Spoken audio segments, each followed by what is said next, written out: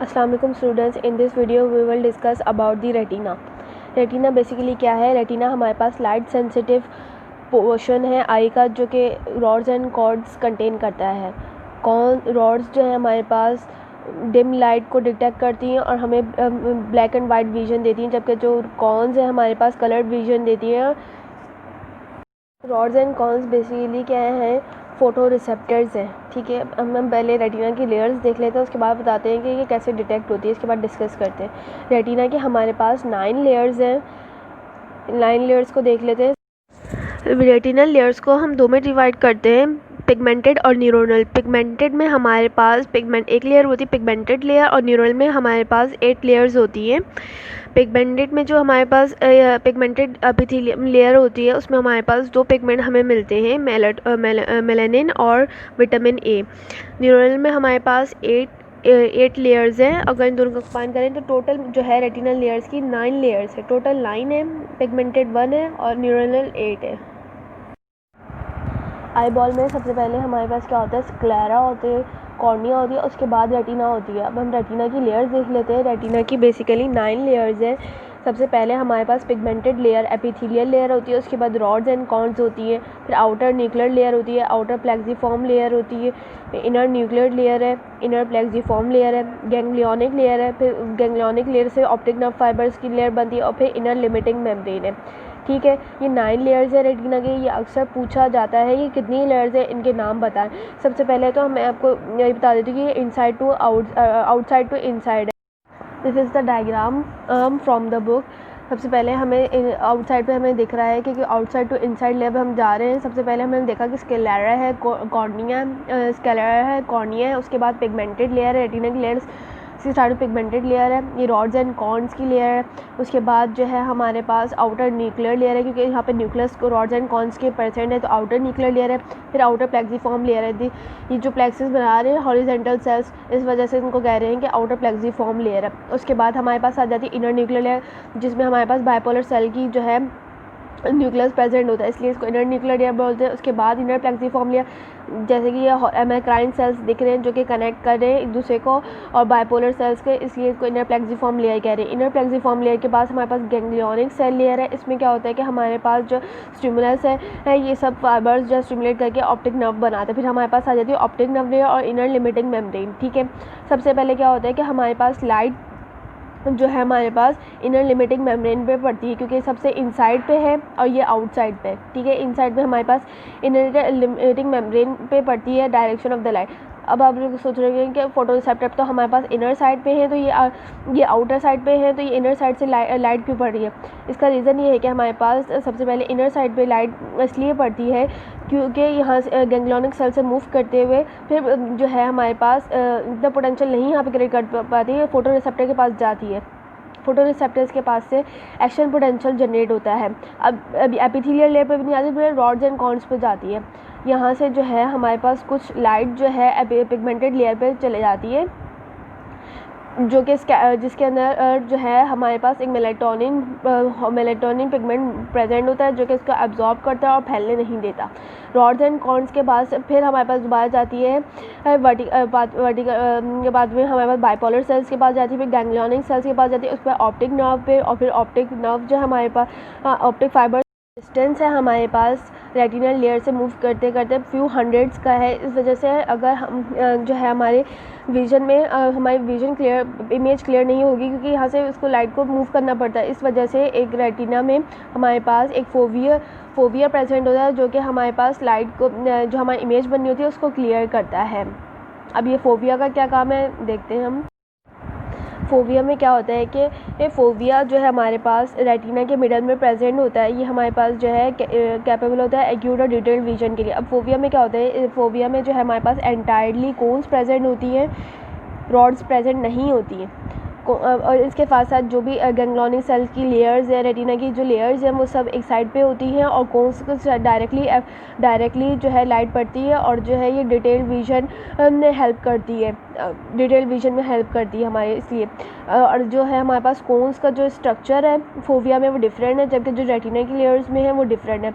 Cons का structure long and cylinder bodies होती हैं कोन्स के पास, फोविया में, जबकि वहाँ पे जो है हमारे पास फैट मोटी होती है कोन्स, ये लॉन्ग और सिलेंडर बॉडीज़ होती हैं इसके पास फोविया में। ये हम इसका स्ट्रक्चर देखते हैं। 4 मेजर फंक्शनल हमारे पास स्ट्रक्चर्स होते हैं, वेदर रॉड्स हो या कॉन्स हो। ये हमारे पास होता है outer segment, inner segment, nucleus और synaptic body.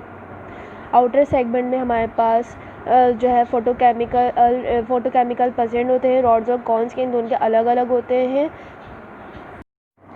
As we see from the book, कुछ इस तरह का स्ट्रक्चर था रॉड्स एंड कॉन्स का।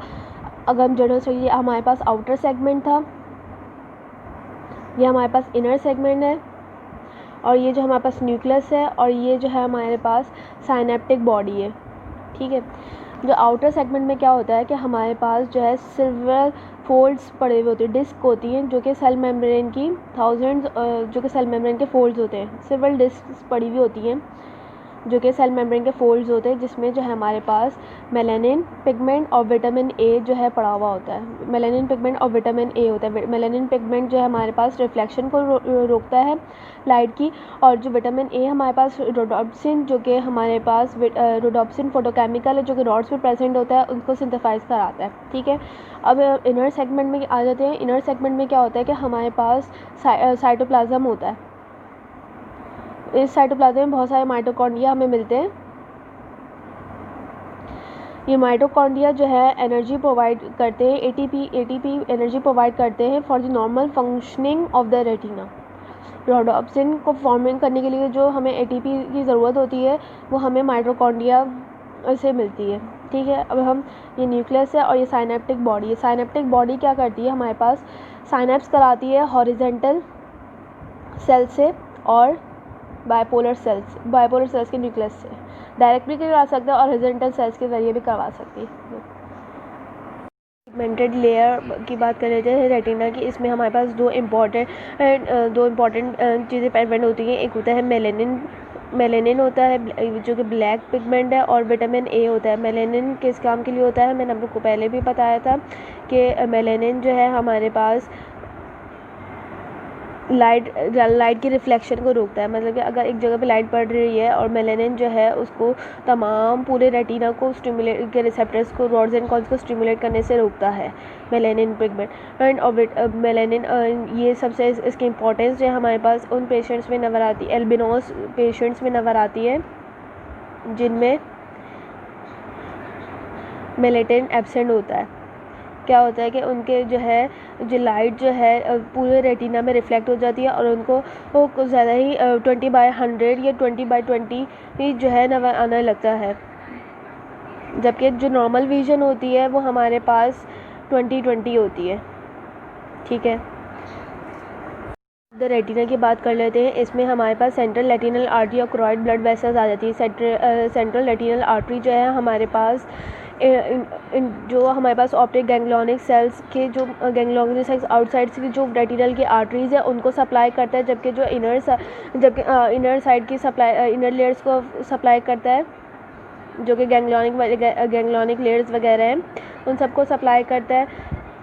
उनके जो है हमारे पास जो आउटर साइड पे जो इसकी लेयर्स हैं, पिगमेंटेड लेयर वगैरह, उनको सप्लाई कैसे करता है, वहाँ आउटर लेयर्स ऑफ रेटिना के बाद हमारे पास क्रोइड प्रेजेंट होता है जो कि हाईली वेस्कुलर है। वहाँ पे क्रोइड ब्लड वेसल्स प्रेजेंट होती है जिससे डिफ्यूजन के ज़रिए आउटर लेयर ऑफ रेटिना को सप्लाई किया जाता है। याद रखिएगा, सेंट्रल रेटिनल आर्टरी जो है इनर लेयर ऑफ रेटिना को सप्लाई करता है, जबकि क्रोइड ब्लड वेसल से डिफ्यूजन के ज़रिए आउटर लेयर ऑफ रेटिना को सप्लाई करते हैं। डायरेक्टली सप्लाई नहीं करता क्रोइड ब्लड वेसल्स आउटर लेयर को, बल्कि डिफ्यूजन के ज़रिए जो है ब्लड सप्लाई, न्यूट्रिएंट्स वगैरह सप्लाई करता है।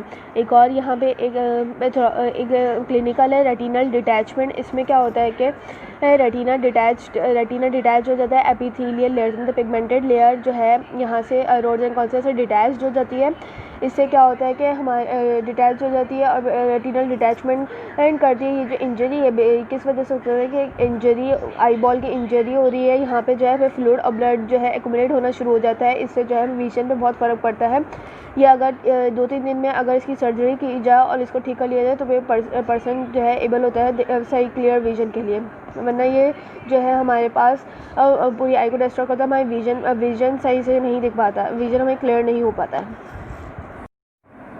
रेटिनल डिटैचमेंट के बारे में मैंने अभी आपको बताया। रेटिनल डिटैचमेंट जो है हमारे पास इसके कॉजेज़ क्या हो सकता है, आई बॉल की कोई इंजरी हुई है या फिर जो है ये जो विट्रस बॉडी है हमारे पास, इसकी जो कॉन्ट्रैक्शन, अगर इसके अंदर बहुत सारे कोलेजन फाइबर्स होते हैं, अगर ये कॉन्ट्रैक्ट करेंगे तो इसकी जो साथ इनर लेयर लगी है वो भी इनके साथ कॉन्ट्रैक्ट होगी और यहाँ से भी डिटैचमेंट हो सकती है। ये भी एक रीज़न हो सकता है। Collagenous fibres of vitreous body contracts and the renal detachment can occurs. Let's suppose के हमारे पास जो है central retinal artery inner layer को सप्लाई करती है। ये इनर लेयर है हमारे पास रेटिना की, इसको सपोर्ट करती है, इनर लेयर को सप्लाई करती है। और जो थोरॉइड ब्लड वेसल्स हैं हमारे पास वो यहाँ है, ये स्क्लेरा है, ये थोरॉइड है, यहाँ पे थोरॉइड रिच ब्लड वेसल्स है जो कि यहाँ से हमारे पास डिफ्यूजन के तौर पे इसको दे रही हैं। हमारे पास है आउटर लेयर जो कि हमारे पास पिगमेंटेड लेयर से शुरू होता है, ठीक है। इनको जो है थोरॉइड वेसल्स के डिफ्यूजन के ज़रिए सप्लाई हो रही है। आउटर लेयर जो कि पिगमेंटेड लेयर से स्टार्ट हो रही है, आउटर लेयर्स रेटिना की, और जो है सेंट्रल रेटिनल आर्टरी है वो इनर लेयर से सर्वाइव करी। जैसे पहले लाइट फॉल होती है, ये जो विट्रस बॉडी है हमारे पास, विट्रस चैम्बर है, यहाँ पे जो हमारे इनर लेयर है गैंग्लियोनिक्स वगैरह से की जो लेयर्स है उनको जो है डायरेक्टली सप्लाई करती है central retinal artery. Inner layer central retinal artery, outer layer choroid blood vessels से डिफ्यूजन, ओके।